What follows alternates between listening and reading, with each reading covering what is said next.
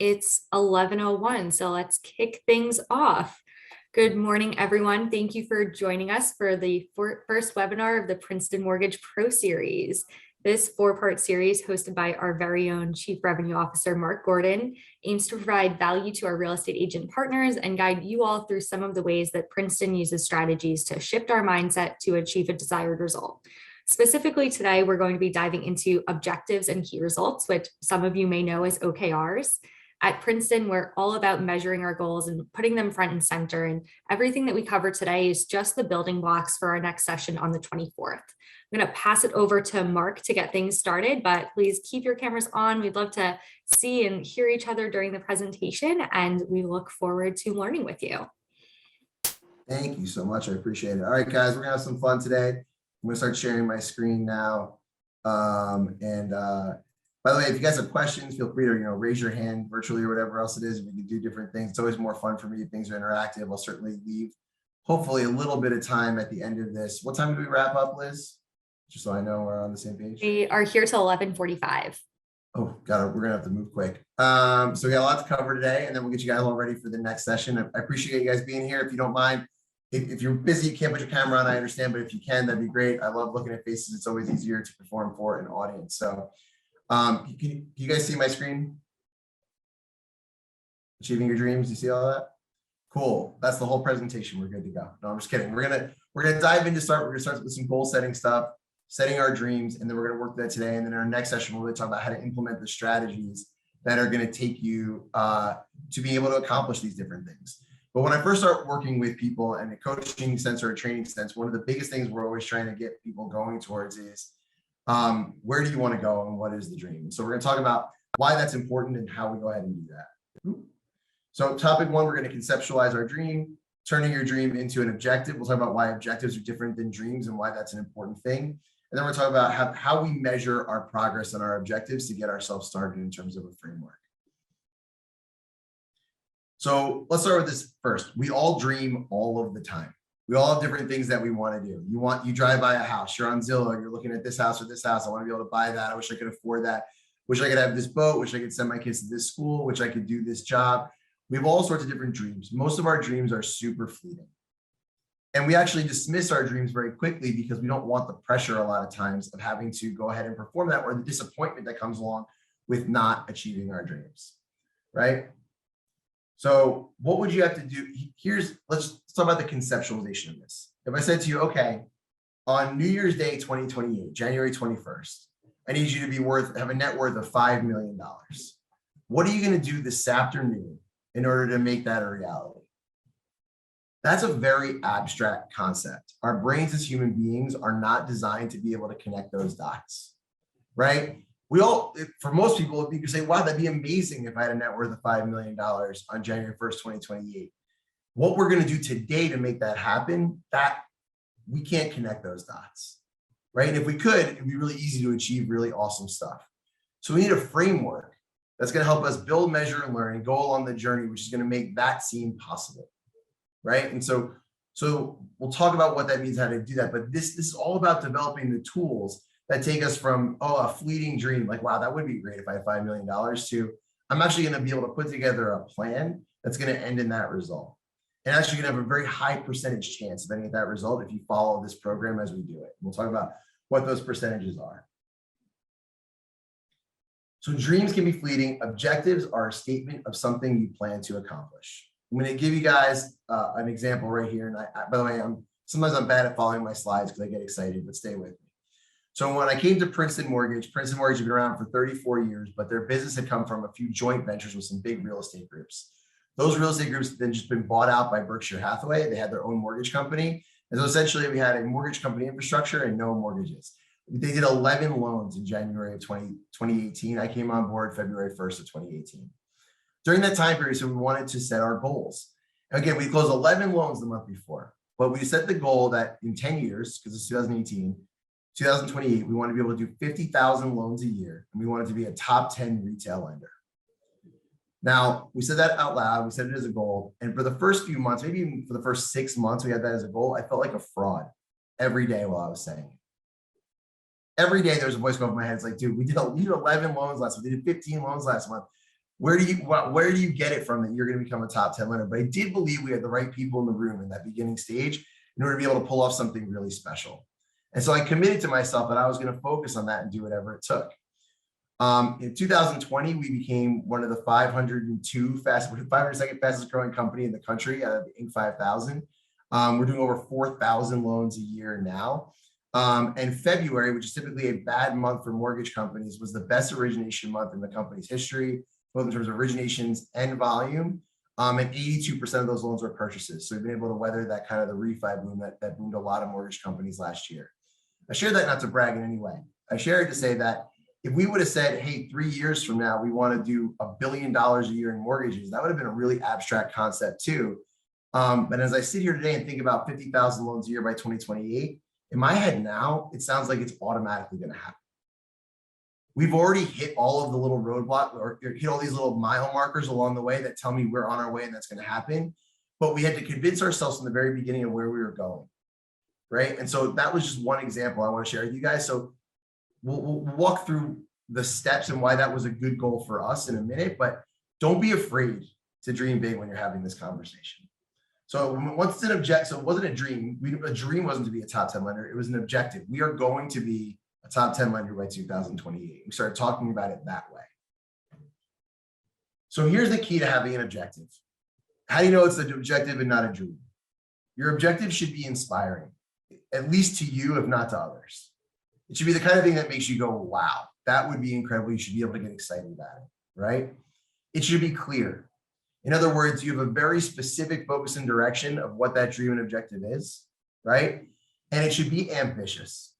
If it doesn't feel a little bit scary or a little bit like you're lying to yourself, it's probably not a good enough objective, right? So we want to be inspired by it. We want it to be ambitious and we want it to be clear. Here's what it doesn't need to be. Today, tomorrow, or even a year from now, you do not need to know exactly how you're going to measure the attainment of that goal. So we said 50,000 loans a year, top 10 lender, but that you don't need to have that as part of the objective. And you don't need to know how you're going to accomplish it. Let me say that again. One of the biggest problems with people when they set goals or objectives is they go, if I say to you, $5 million by 2028, right? Was we started off as your dream, right? Well, you're like, I don't know how to do that. And so then you just quit there. It doesn't matter if you know how to do it, right? I'll give you some really good examples in a minute of people who set crazily ambitious goals and were able to achieve them. And when they started, they had no idea how they were going to do it. The how is not relevant to your dream. But so can everybody think of now, what is a long-term goal, 5 years, 10 years out, that is inspiring to you, that feels ambitious, that is clear, right? And by the way, even better if it inspires others, because most people cannot accomplish amazing things completely on their own, right? And by the way, don't worry about having a measurement for it if you don't have one. It can be super abstract, right? And don't worry about having a plan. So here's some good examples of objectives. Be the #1 sell-side realtor in your town, right? Build the #1 real estate team in your state. Generate enough income so that you can change people's lives by donating to or starting a charity.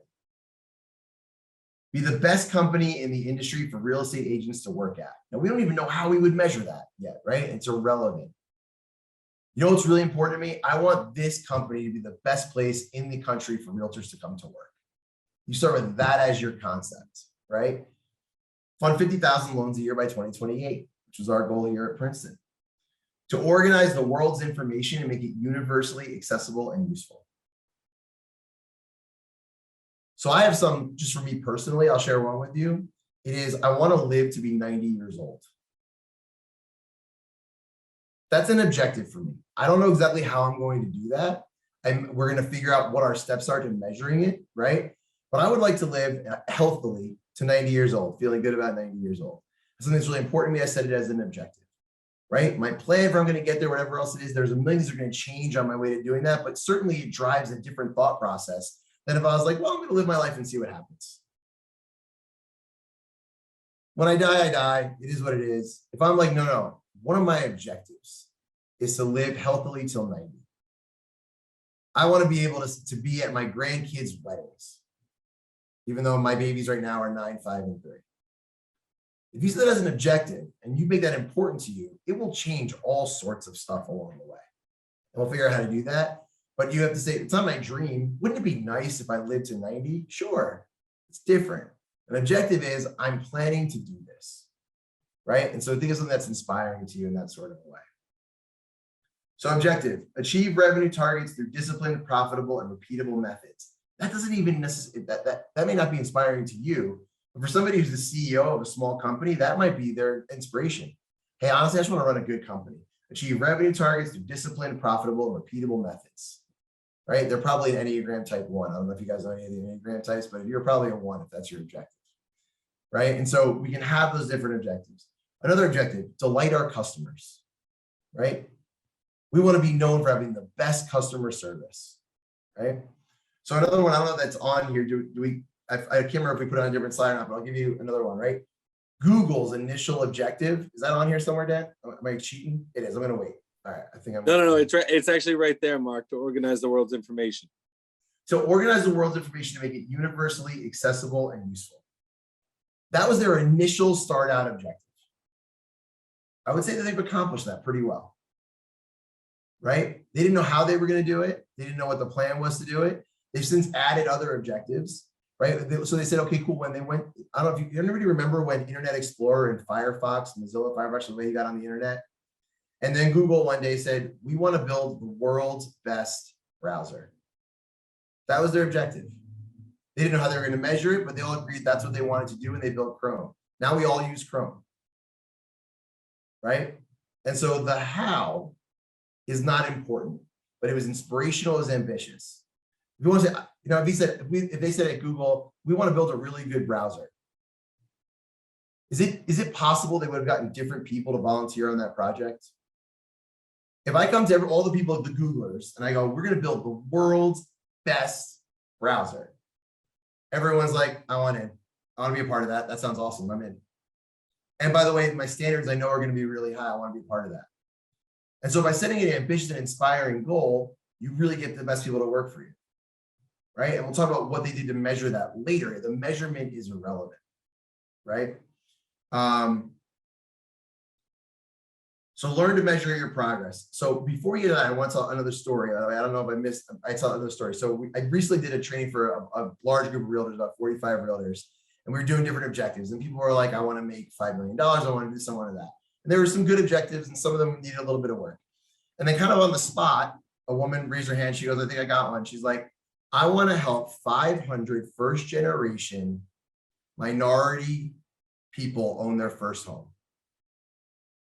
And the whole room like took a breath, and they were like, I want to be a part of that.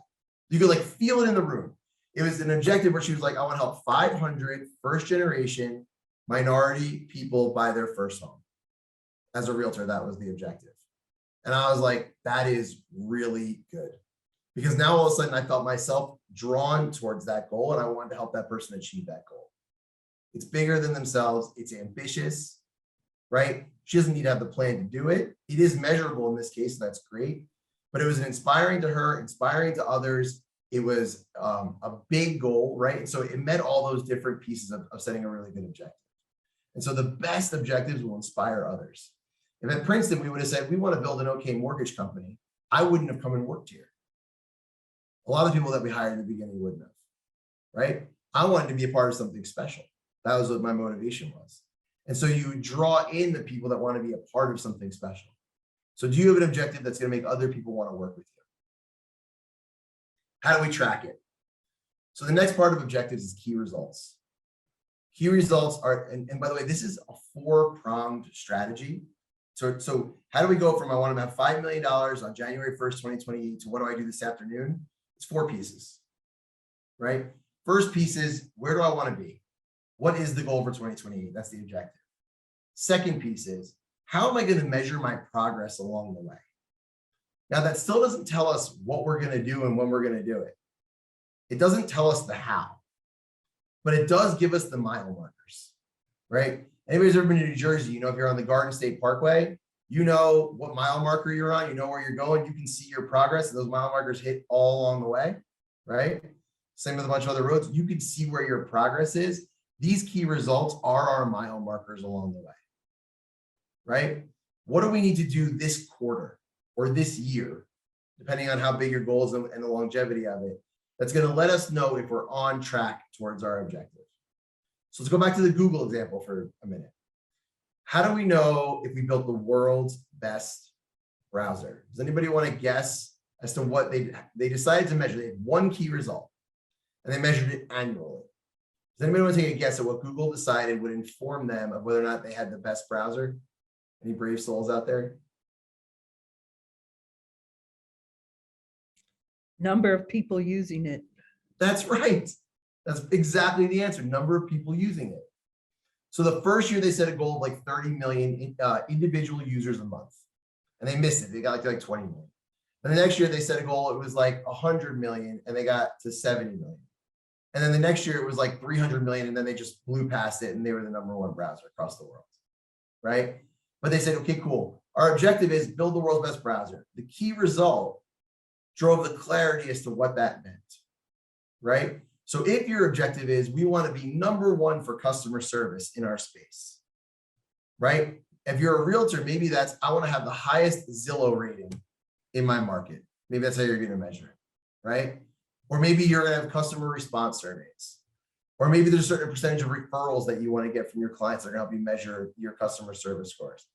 Figuring out how to measure it and what to measure is a really important part of this process, right? So your key results should be one to three most important things that you will measure in this quarter that will let you know if you're on track to your objective. So I'll give you another example. We went into the fourth quarter here at Princeton, and we're like, cool. We need to add $300 million in annual production. So loan officers that we're going to be able to recruit that have a track record of doing $300 million total in volume per year. How many people we do it? And we need to hit X amount of originations. So in other words, we had to sell so many loans in Q4. And we needed to hit a certain percentage of our internal customer service scores. In other words, how happy were our loan officers working at Princeton? How were we able to predict that they were going to stay? Those are the three things that we decided to measure. And we chose those because I said, if I'm sitting here and it's December 31st and the ball is dropping, right? We're at the end of the year, the ball is dropping. How am I going to know we crushed Q4? How am I going to know that I did in Q4 the things I'm going to need to do that are going to help us get to 50,000 loans a year by 2028? And so what I said to myself is, okay, if we have the happiest loan officers, we set a really high goal for how happy our loan officers should be. We continue to produce X amount, we've got to bring revenue in along the way. And we add X amount of loan officers to our team.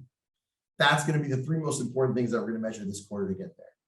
Now, your key results will change every quarter, or in Google's case, every year when they're trying to build that best search engine. But what it does is it draws focus in a time period that we can handle in our brains that isn't what we want to get to 5 or 10 years from now. We are really bad at measuring our progress, right? Everyone here is like, I want to retire by 65. And it's like, cool. What do you need to do this year to make that happen? I don't know. That's really hard. And these are just so important. But in terms of our evolution, we don't have the tools generally instinctually to be able to measure our lives over that long a period of time. It was like, we got to eat today, right? And that's how we're wired. That's why we make bad decisions all the time. Talk about discipline. Discipline is valuing what you want most over what you want right now. Well, as animals, we are wired to focus on what we want right now. That's why we call it discipline, when we're able to focus on the longer term. But discipline can't be what I want 40 years from now when I retire, or 20 years from now when I retire. So you got to break it down to smaller increments. So I like quarterly for my key results, right? So if you say, okay, cool, I want to be the #1 realtor in Westfield, New Jersey in 2028. That's my objective. My key result. What do I need to do this quarter to make that happen? Well, one is I need to get X amount of sales to be able to fund my journey. Cool. 2, I'm going to need to get really good at hiring. So if I'm going to be the #1 realtor, I'm going to need a support team. So I need to be able to go out and find one rock star assistant that's going to help me on my journey over the next 5 years this quarter. Now, that's not going to be your key result every quarter, but maybe this quarter, the most important thing for you to do is figure out how you're going to add somebody who's amazing to your team, the right person for you this quarter, right? So those things can change. But so what this does is it causes us to take assessment of our journey each quarter and figure out, are we on our way? Are we on the right path to getting to where we want to go? Right? So if you think about, okay, hopefully you guys came up with the dream, which we're calling an objective now. What do you need to do over the next 3 months? How would you know if you were on track to get to where you want to go? And these are the important questions to ask. And by asking them every quarter, we get to iterate. What I mean by iterate is make changes. The first 6 quarterly goals I set here, so I was responsible for all sales on the 50,000 loans a year. The first 6 quarters, I drastically missed my goals. I overestimated my own ability, overestimated where the company was in that growth trajectory, and was overly ambitious in what we set forward. I also have not missed my goals. When I say missed my goals, I'll talk about that in a minute, since. So it took me 6 quarters, a year and a half of struggling through this to figure out how to set good goals. That's okay. That's part of the reason we go through this, is so that we can build, measure, learn. This gives us a way to measure our progress. So results are not activities. What are the difference? And we'll talk about the measurable part. So choosing key results. Let's say you know you want your team to sell more houses in Q2, but you don't know what number to set as your measurable key result. So we know that part of what we need to focus on for this quarter is how many houses we're going to sell to get to our goal. What is the minimum number of houses your team needs to sell this quarter for you to not feel like you have failed? So you guys all have a number in your head, by the way, right? Everybody who's a realtor here, do me a favor, write down the number of sides. Is that what some markets we call them, sides? Buy side, sell sides that you plan to have in 2022. Write that number down. Right now, write it down, circle it, do something, figure it out. Now, if I told you to double that number right now, everybody double that number. What's the number double in your head? How does that number feels abstract, feels too far away, right? It's like, okay, cool. You start to doubt, you start to feel like a fraud, the way I felt like a fraud when we first did 50,000 loans a year, right? So we don't want to set crazy abstract goals, but we do want to stretch ourselves. So if I said to you, if the number you like, hey, the number I would feel good about this year that feels realistic to me is 20, let's say, we want to make that our 70% of goal number, right? We'll do easy math. 21. Let's say if your goal for the year was 21, we want to actually make your goal 30, right? Because we want to stretch. And over time, when we set our key results, if we're falling between 70 and 100% of goal, that's actually hitting goal. If you're consistently above 100%, it means you're not being ambitious enough, or in terms of how you set your goals. And if you're consistently below 70%, it means you're either bad at setting goals or bad at executing. And that's something you have to work with somebody else on and have these sort of conversations with. Hey, I keep missing my goals. Well, are you setting unrealistic goals, or are you bad at executing your strategy? Right? So generally we want to be between 70 and 100%. We want to make our hey, it would be a disaster if I didn't get 21 deals this year. Like, I'd be really upset if something went wrong. And that's your 70% goal. And then we make our stretch goal 100% of that. Does that make sense? Now, some quarters you're going to go over 100 because you're going to need something good's going to happen. Some quarters you're going to be under 70, something bad might happen. But generally, this is the bandwidth that you're shooting for. And it should all feel stretched. Now, the important thing is don't hedge. When you go from 21 to 30, then the story you tell yourself every day is, I'm going to get to 30. And if you fall short, you still won. You probably still exceeded what your other number was, what you would have gotten to. But we start behaving like somebody who's going to hit 30, and it changes the way we behave. Here's some bad key results. Because key results must be measurable. Remember I said objectives don't need to be measurable? Bono's objective at one point was eliminate world AIDS. Right? I don't really know. How do we know we're making progress in that? It seems whatever, build the world best practice. It doesn't have to be measurable, right? Key results do. So if you're I want to sell more houses, I want to recruit more team members, make more money than last quarter, right? In terms of just, what does that mean? Just $1 more? Host a webinar for rockstar real estate agents. That's an activity, right? So these other goals are abstract, and this is bad because it's an activity. So what's the difference between activities and results? Here's the best way I like to think about it. If I said to you, you have to have 10 phone calls with prospective buyers this week, or I'm going to shoot you at the end of the week, every single one of you would find a way to have those 10 conversations. That's an activity. If just by working harder, you can make it happen, In other words, there's no result at the end. It's probably an activity, right?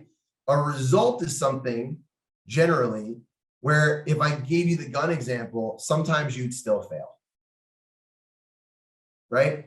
So if I say, hey, if I said to you, I want to interview or have conversations with 100 loan officers I'm going to recruit this year to Princeton Mortgage, I can make that happen. And how do I measure whether a conversation was good or bad? What's the point of those conversations as a result of a result? If I say, hey, I need to hire 20 loan officers that did more than 10 million in production over the last 12 months, that's a result, right? And so key results need to be results, not activities, and they need to be measurable, right?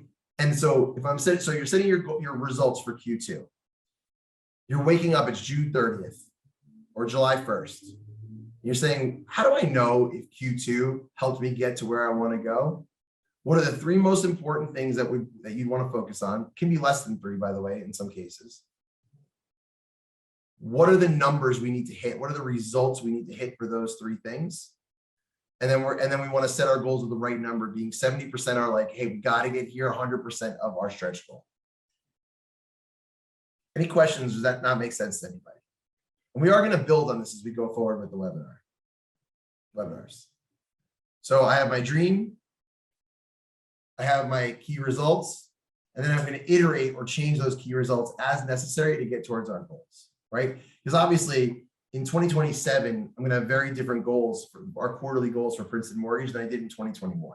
We're going to be much farther along, measuring much different. And by the way, the bottlenecks or the roadblocks move and change, right? I'll say this, I'll give you some more examples, right? A realtor might be able to get to 15 million a year in a market all on their own. But to get to 25 million, they need to have a team around them. And while they're an amazing individual contributor and they're really good at getting deals, they're really bad at managing and even worse at hiring. When it comes time to hire an assistant, they go, you don't have a job, come work with me. And that's their strategy for finding the best person. And then they don't set real goals for that person. We see a lot of realtors get stuck in that spot, right? Super good at accomplishing things on my own, super bad at building a support system. It's actually a completely different skill set. And the reason most of you probably became realtors is that because you wanted to do this on your own. You didn't want to work as part of a system. You weren't drawn to being on it as a team, right? And so the skill sets, the control, by the way, really good realtors who don't build teams get there because they're super controlling. By hiring a team, you have to let go of control, radically different skill set. So those key results for that realtor on that journey are going to change drastically over time. So achieve revenue. So here's some objectives, right? Achieve revenue targets through disciplined, profitable, and repeatable methods. It's our boring objective to me, but very exciting to the accountant that I'm sure set them, right? Here are our key results for this quarter. Hit company global sales target of 50 million. That's very measurable. Did we do it or did we not do it? Achieve greater than 50% growth in the channel sourced bookings. Super achievable, super meaningful. I mean, I say achievable, I mean measurable. Achieve more than 40% of bookings target by February 28th, right? So in other words, I want to hit 80% of my goal in the first 2 months of the quarter. Achieve 100% year-to-year sales growth. Increase the company average deal size by 30%. So in other words, I want to get more revenue from each deal from each customer. These are really focused things, right? If I could do all this as a sales leader, I'm crushing it, right? Reduce churn to less than 5% annually. So we want to make sure our current customers are doing awesome so that they don't leave, right? Successfully expand into, I don't remember how that applied to this particular example. Hire 3 support staff in Singapore, right?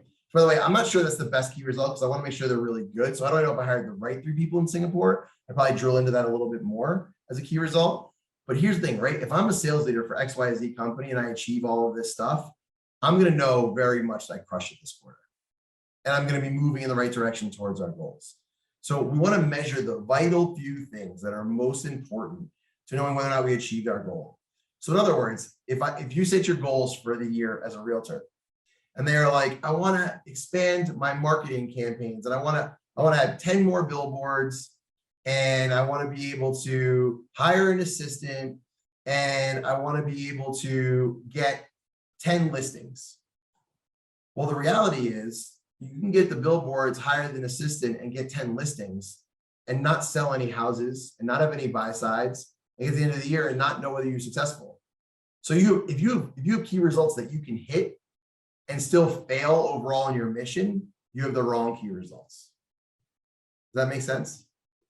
Now, that doesn't mean you can't have those other things as goals for activities. And we'll talk about activities next time we do a webinar. But in terms of results, it needs to be the vital few things that really tell the story. There's no way I failed if I hit this stuff. Okay. Key words that delight our customers. Net promoter score, measuring net promoter score, which is a great survey that we do of our clients after each transaction, is an amazing way to know if we're delighting our customers. Increased customer net retention to greater than 100%. In other words, our current customers are coming back and buying more from us than they used to. So we're at greater than 100% net customer retention. Achieve product engagement measured by greater than 80%. So if my customers are loving my product, we can debate whether 24 is the right number or not. And generally my current customer base is buying more than ever before. There's probably a pretty good chance I'm delighting my customers. These are probably good ways to measure it, right? Now, if I just had NPS score in here, I don't know what I did, but I wasn't measuring the net result. So my customers love me, but they're not buying stuff from us anymore. Did I win? Probably not. So I need this counterbalancing goal here to know that I'm not doing that, to know if this was also the right goal. I recommend you guys check in with somebody on when you set these things, somebody else, and have them be a sounding board and explain this stuff, maybe even walk through the presentation. These are not activities you want to do alone. We'll talk about another reason why in a minute. So stay accountable. What we focus on expands. Your objective cannot be a secret you hide from the world. If you know me as a person, if we're friends, you know my goal is 50,000 loans a year by 2028. Everybody who knows me knows it. If you work at Princeton, you are tired of hearing it, right? It is out there for the world. I have to achieve it. My name is attached to it. We are going to get there, right? Dreams are fleeting, like New Year's resolutions. You know, people accomplish the New Year's resolutions 8% of the time. I make it in my head. I usually don't tell anybody about it, and I'm usually done within a week. 92% of New Year's resolutions fail. We are really bad at goal setting as people. We have to put these structures in place. We're terrible at it. I'm going to lose 10 pounds. How are you going to do it? I'm going to work harder, exercise more, eat less. That's really, we can't do it. We're not structured that way, right? Serious goals that are written down to get accomplished. So, hey, fleeting dream, you accomplish your goal 8% of the time. If just you write your goals down, that number goes from 8% to 43%. It means you are 5 times as likely to accomplish your goals if you simply write them down than if you don't write them down, right? But if you want to get really serious about your goals, write them down, share them with somebody else, and meet with them once a week to update them on your progress. Which, by the way, is people are like, why is coaching work? My coach is a genius. What does my coach do? He helps me set the right goals, helps me figure out how to measure them, and asks me every week that I do what I was supposed to do. That's what coaches do. That's the job, right? You can do this with somebody else. Serious goals that are written down and whose progress is shared with a friend get accomplished weekly. Because you got to do it weekly. Can't do it once a month. We're not good at it. We got to do it every week. 76% of the time. So again, whimsical dream, 8% of the time, you're basically going to fail. Plan shared with a friend and reviewed weekly, 76% of the time. Those numbers surprise anybody? For me, it's pretty simple. How serious would you have to be about accomplishing something for you to ask your friend to meet with you once a week to talk about it? You gotta be pretty serious about it. Your friend's gotta be pretty serious about what's in it for you, right? This is a stretch. Most of you guys are sitting there going, that's a great idea, and you're not gonna do it. That sounds like a great idea. So I want to be 76% of the time, but you will leave this meeting and you guys aren't even thinking of a friend right now. Start thinking of who your friend is. Who can be your accountability buddy? What could you do for them? How would it help them get to where they want to go? By the way, this can be 1 10-minute phone call a week. Hey, did you do what you said you were going to do? No? Are you going to do it next week? No? Oh, you should probably change your goals because you're not going to be successful. Right? This really helps. It creates clarity. So, and then you can track your OKRs for free at this website, right? Which will send this out, but this website will allow you to set objectives and key results. Will help you do it for free. There's a ton of information online about setting good objectives and key results. There's some TED Talks on it as well. We didn't invent this concept for sure, but this concept has changed my life. First of all, it allowed me to focus in on what was most important to me. Hey, I actually want to live to 90. I was like, what's really important to me? Actually, I want to live. I want to be healthy. I want to be able to take care of my kids. I want to be able to play sports with them. I want to be able to move. Sounds silly, right? But like, that's really important to me. It's got to be an objective. I need to set key results every quarter to make sure I'm on my way to hitting that as a goal. It changes how I eat, how I exercise, how often I go to the doctor, what I read, what I think about, how much I sleep, how important those things are to me, what I drink or don't drink, right? Just by having these objectives and setting those key results, it changes focus, right? What's really important to you? How am I going to measure it this quarter? And if we write it down and share it with somebody, we're really likely to accomplish these things, even when those things are huge. So I'll give you one more example, a famous one. Elon Musk. This might come as a surprise to you. He is not a rocket scientist. He did not know how he was going to get personal space travel into space when he decided he was going to do that. He didn't care. He thought it was worth doing. He didn't know how to build cars either. He made his money with PayPal. So a tech company, websites is how he made his money when he started. He's like, we're going to build electric cars, right? He sat in a meeting, by the way, with Charlie Munger and Warren Buffett. And Charlie Munger was like, you're going to fail. Here's all the reasons. He goes, you're probably right, but it's worth doing anyway. Right? And he was able to accomplish amazing stuff. He didn't know how he was going to do it. He didn't even really know how to measure what he was trying to do, but he knew he was trying to bring electrical cars into the world. He was trying to create space travel for normal people, and he's doing that stuff, right? And he will swear to you it's an objectives and key results platform. They use this stuff. They use it at Google. They use it in all these different ways. Netflix, all these companies that do amazing stuff, continue to outperform, are using this objectives and key results model. It works just as good for you personally. Where am I at on time? We're right at the end. Awesome. So we finished up. Anybody have any questions? Anybody have any ideas? Anybody want to know if they have a good objective or a bad objective or what key results they should be focused on? You can get some one-on-one coaching just in front of an audience. Nobody has anyone they want to share? Anybody have any questions about anything else regarding the presentation? I just have a quick comment. This is Nicole. I think that was very good introduction. It's more than what I was hoping to get. We're always looking to deliver more value than people expect, and so I appreciate you saying that. And Well, yeah, this, I mean, thank you, Nicole. Go ahead. this is the thing I have the most trouble with. So I tell you, we have loan officers that come to work at Princeton all the time because they want to be better and they want to get somewhere. And I spend 3 months, their first 2 months here, some days. So like, have you decided yet? And they're like, I don't know. I'm like, what do you want? They have a really hard time with it, right? Especially if you've already gotten success at a certain level, your basic needs are met. What you want becomes a very challenging and difficult question, but it's worth spending the time on. Otherwise, you're floating, right? There's nothing wrong with that. If you're happy, float. But by setting really great goals, we can create meaning in our lives. And for me, the meaning of life is getting to do really cool things with really great people. Like that's what it's all about for me. And so all my objectives become about how can I spend more time doing more cool stuff with more amazing people. And so when you think about that's what makes me happy, right? And so you think about what makes you happy, sitting down. How many loan officers I've talked to this year that made record amounts of money last year during the pandemic, crushed all their friends with refis, made all this money, and they are bored and miserable.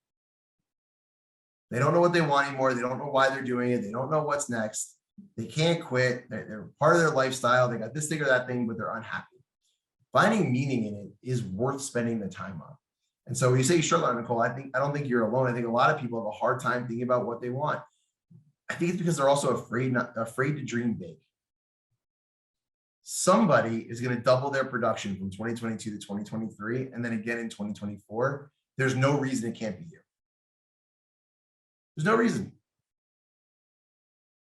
So you just have to be willing to say it out loud and work with somebody to do it. Right? I'll give you another example, by the way, of how powerful this stuff is in terms of our ability to conceptualize it. You could be a top, I don't know the numbers for realtors, but I'm assuming it's probably the same. To be a top 1% loan officer, okay? Top 1%, you're doing somewhere in a normal year around 50, 60, $70 million a year in production. Okay? It's a lot, top 1%. The number 1 and 2 loan officers last year did $2 billion each. So the difference between being number 1 and top 1% was like 4,000%. Right? Like just crazy differences. So 100 loan officers, you're number 1, you feel great. You can make 7 figures as a top 1% loan officer, you can crush it. You're at the top of your game. But in terms of what's possible, apparently a lot. Right? And so, but it's the ability to even think that you want that stuff, to set the goals for it, start acting that way. And how differently would you run your business today if you were like, I want to do 100 million as a realtor in 2028? How different would you start thinking about your day-to-day activities and how you run your business than if you were like, I want to make enough money to pay my bills in 2028? Right? And by the way, if you're going to go to work anyway, and you're going to spend the time on it anyway, you might as well dream and think big, because it doesn't necessarily mean working harder. The difference, I guarantee you, the top 1% loan officer and the top, that number 1, number 2 loan officer, that is not a work ethic difference. They are both working really hard. They're just working differently with different goals in mind. And so if you got, but that's why it's so important to think about, what do I want? And by the way, there's nothing wrong with saying, by the way, here's another great objective if I'm a realtor. I want to do 20 million in as few hours a week as possible. Cool, so you did 20 million last year, but you work 60 hours a week. Can you do it in 35? Can you do it in 25? Can you do it in 15? It can be done. But if you start thinking about it that way, what would you change? I'm going to spend 2 hours a day on my business as a realtor, and I want to do 20 million. How do I do that? That's just as good a goal as saying you want to do 200 million, right? I want to be, what do you do the rest of the time? Well, what I really want is to be able to be home, ready for my kids when they come home from school. I want to be able to take them to their after school activities. I want to be able to read them a bedtime story at night. That's my number 1 priority. I want to be able to live in this house, in this neighborhood, and take care of my kids. I want to be able to make this much money in this many hours a week. That's really focused, really doable. But if you write that down and share it as your objective, and then you start measuring key results to get there, that will change your behavior in a meaningful way. So I appreciate you guys coming. I really hope you've got enough value here to show up next time. Tell your friends. We'd love to have them as well. You know, it's just as much work for me with, we have 50 people or 500 people. So we always prefer more. And, but I appreciate your time, and hopefully we'll see you guys. What's the date again on that, guys? 24th? 24th, same time. All right, guys. Hopefully we'll see you then. Thanks so much for coming.